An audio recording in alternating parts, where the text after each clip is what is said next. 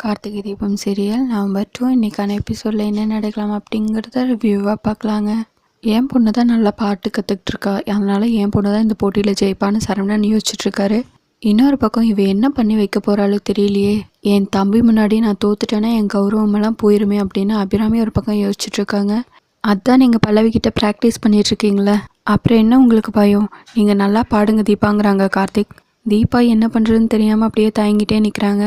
பாட்டு பாடிட்டா கார்த்திக் சார் கண்டுபிடிச்சிருவாரு, பாடலைன்னா அத்தையோட கௌரவத்துக்கு பெரிய பிரச்சனை என்னாலேயே வந்துடும் போல இருக்கே. என்னால் அவங்களுக்கு எந்த பிரச்சனையும் வரக்கூடாது அப்படின்னு தீபா யோசிச்சுட்டு இருக்காங்க. பாட்டி மலரை பாட சொல்கிறாங்க, மலர் சூப்பராக பாடி முடிச்சிடுறாங்க. அதுக்கப்புறம் தீபா போய் நிற்கிறாங்க. தீபா ரொம்ப நேரமாக அப்படியே தயங்கே நின்றுட்டுருக்காங்க. எல்லாரும் மாற்றி மாற்றி பாடுன்னு சொல்லிட்டு இருக்காங்க. அதுக்கப்புறம் தீபா பாட ஆரம்பிக்கிறாங்க. அதை கேட்ட கார்த்திக் ரொம்ப அசந்து போய் நின்றுட்டுருக்காரு. அதுக்கப்புறம் தீபாவுக்கு கிஃப்ட் பண்ணுறதுக்காக ஒரு நெக்லஸ் ஒன்று வாங்கிட்டு வராங்க. தீபாவும் ரூமுக்கு வராங்க.